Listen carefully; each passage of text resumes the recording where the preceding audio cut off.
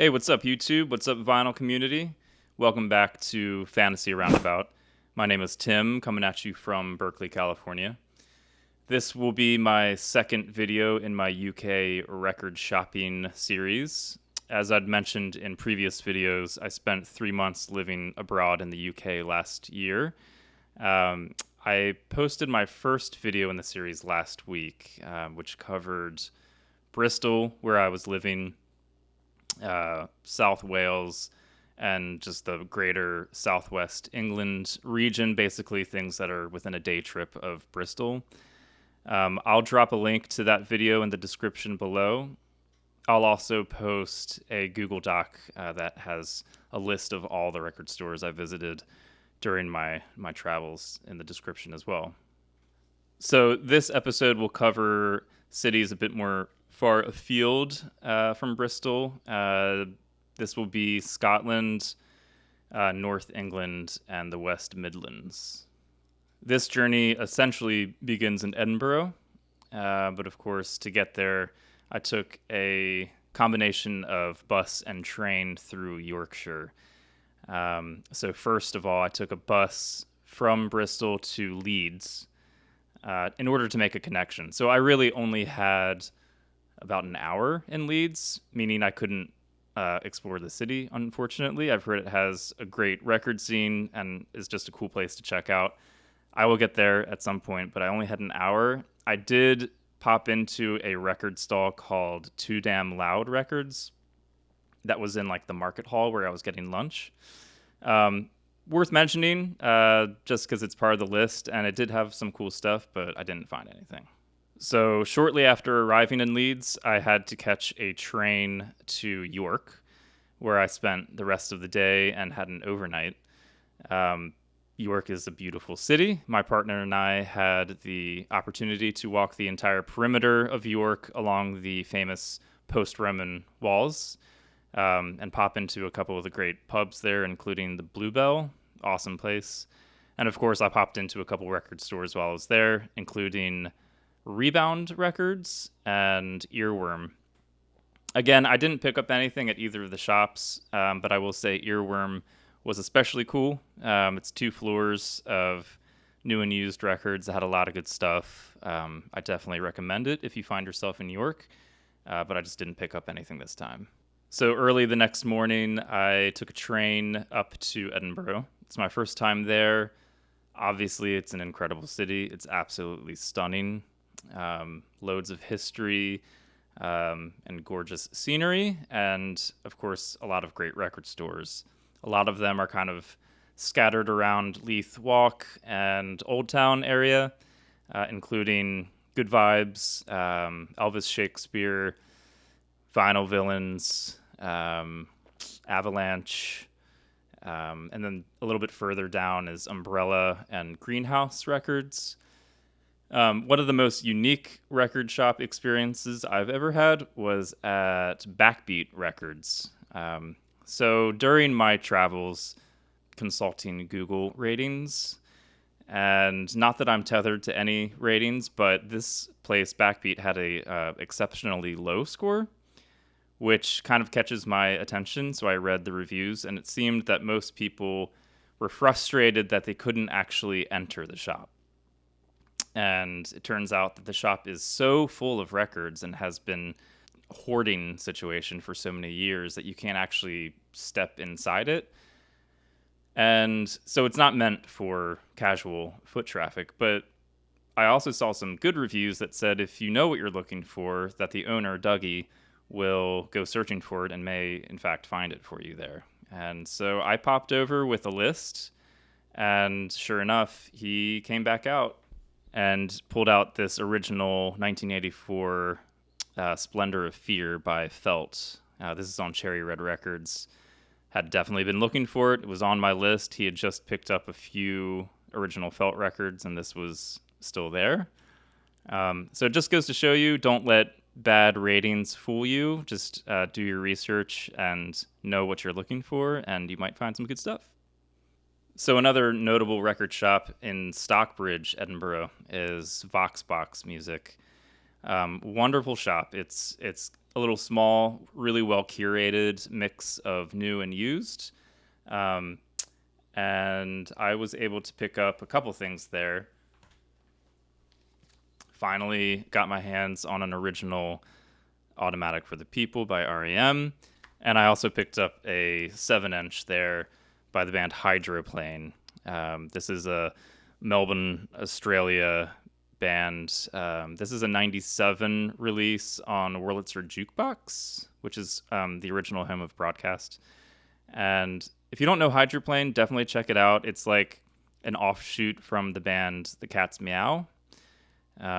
Just very good 90s indie. This is a little bit more on the experimental electronic bent, but it's really good stuff. Focus on a gentle smiles, fat as tea leaves in a sink, swamped and sank and left us bare.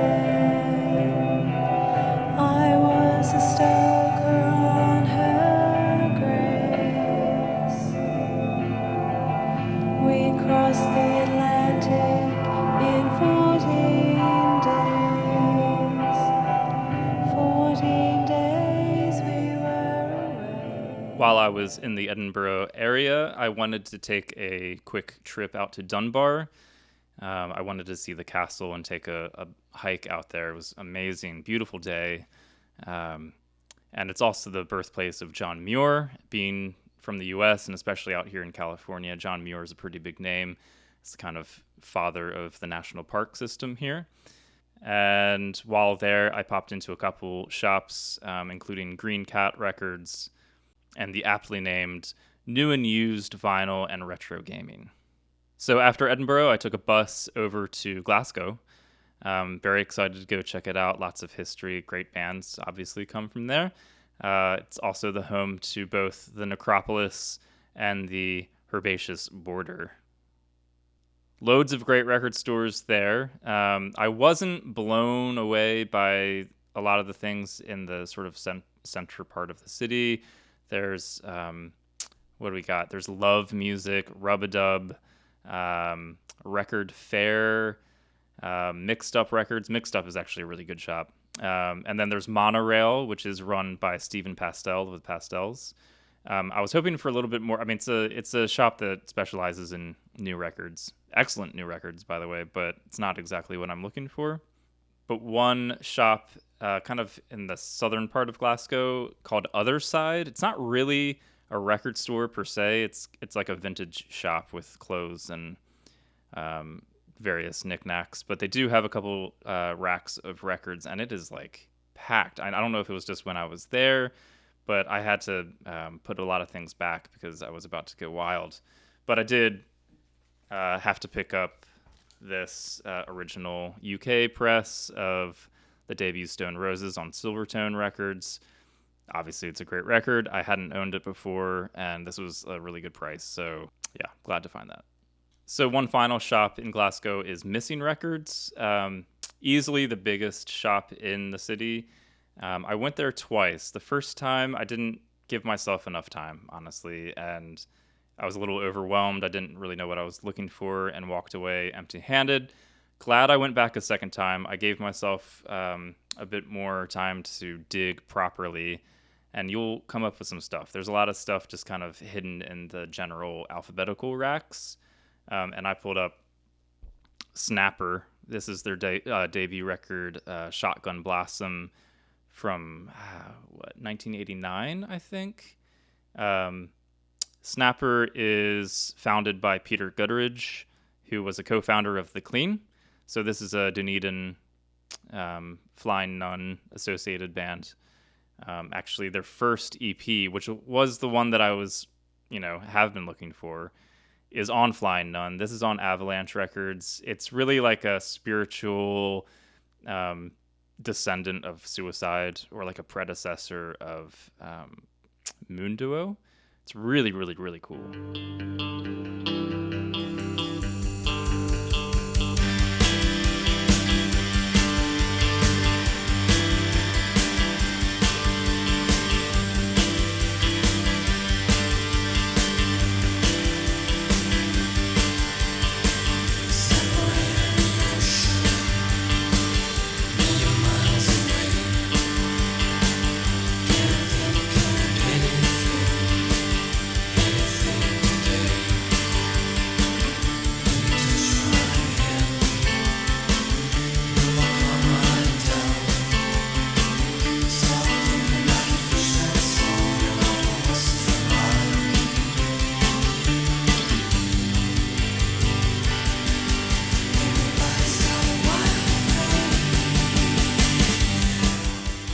One of the best parts of Glasgow, outside of the record shops, of course, is the Riverside Museum.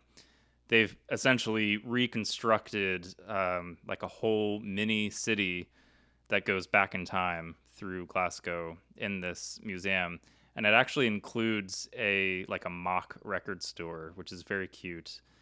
All the records are they're like chained to the wall or to the bins, but it's like a cool little like as if aliens came to Earth and were wondering what a record store was.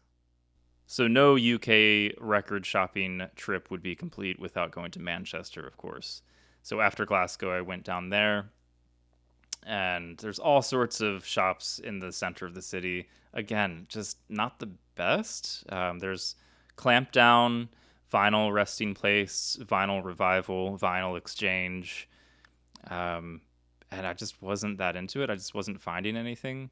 But a little outside the center are shops like Sifters, made famous by the Oasis song Shaker Maker, King Bee Records, and then Reel Around the Fountain Records, which I think maybe now is just shortened to Fountain Records. They have moved since I was there. So I caught the very tail end of when they were in an old mall.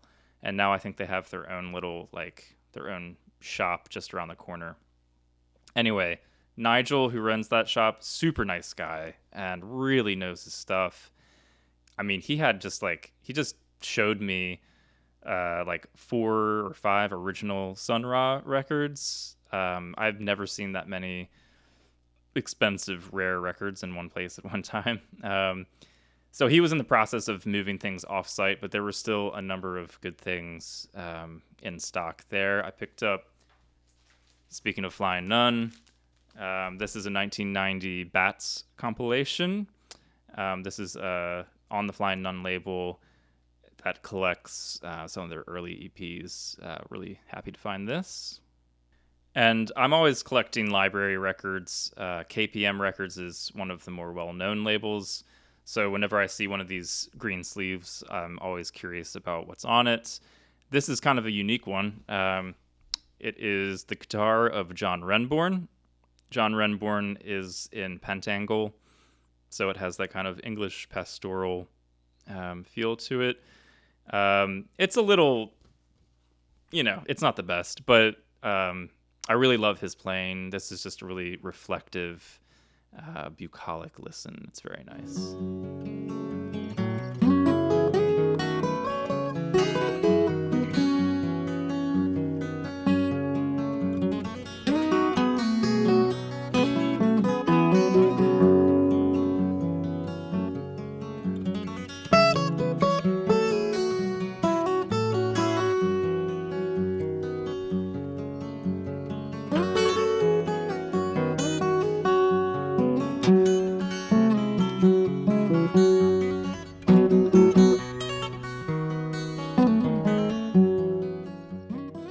So while in the Manchester area, I definitely popped over to Liverpool for a day. There was a record fair going on, and it was exceptional. One of the best record fairs I went to while I was in the UK, and I picked up a number of things there. I grabbed an original Moon Safari by Air. I always wanted an original of this, so glad to have it. I also picked up an original 1990 Spaceman 3 Recurring. This is the final time that Sonic Boom and Jay Spaceman would be on the record together. It's kind of like a split EP, honestly, with the first side being Sonic Boom and the second side being spiritualized, essentially. But this is great stuff. I'm still looking for the German copy that has all the extra bits on it, but was happy to find this. One of the more unexpected finds was an original 1993 Euphoria by Insides. So this is a early 90s kind of ambient dream pop duo from Brighton. This is on Guernica Records, which is a 4AD imprint. Pretty rare.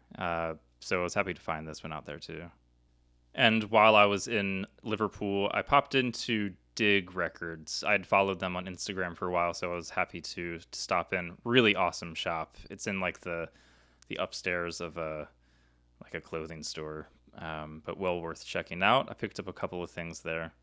First of all, I got this Edinburgh punk band Fire Engines. This is a 1981 original on Pop Oral label. Lubricate Your Living Room. Really cool stuff. I hear the influence of this album all over bands for the past 5 to 10 years. And then from a Leeds band, the Mekons, this is a 12-inch single of Ghosts of American Astronauts, taken from their 1988 album So Good It Hurts. I don't have that album, but I love this song so much, and so I was happy to grab this one.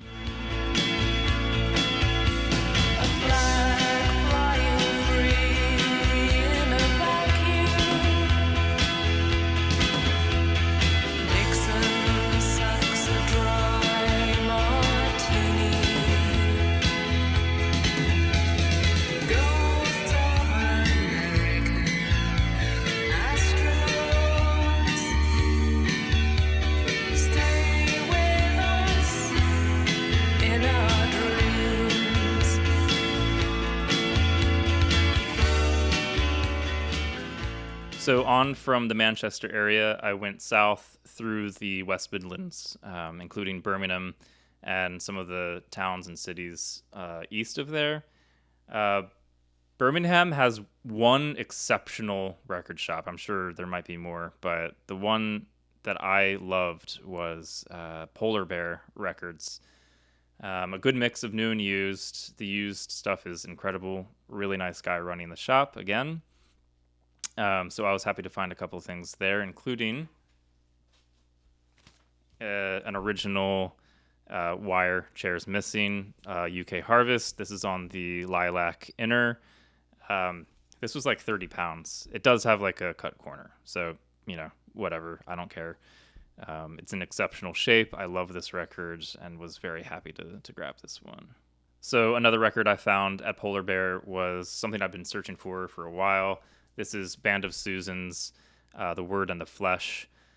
New York band, kind of from the same-ish cloth as Sonic Youth.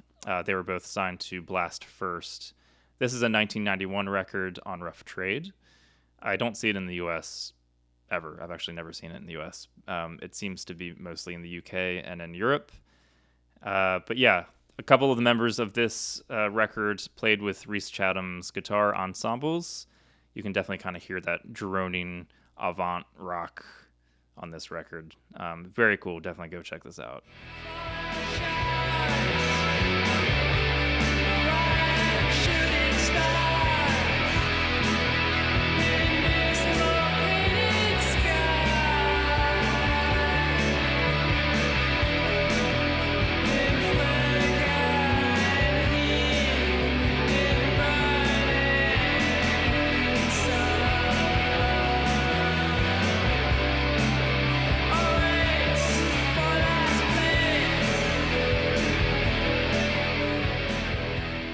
I popped into a couple other record shops in Birmingham, including Swordfish and Psychotron.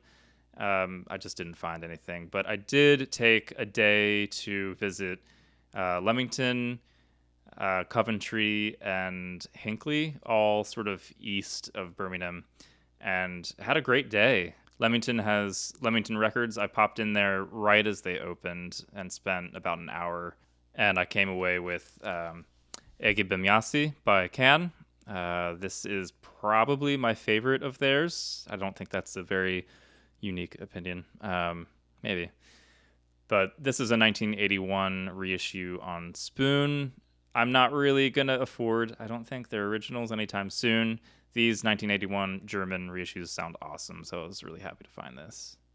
From there, I took a bus up to Coventry, where I popped into Just Dropped In Records, which is absolutely one of the most beautiful record stores I've ever been in. Spent another hour there digging. Highly recommended if you're over there.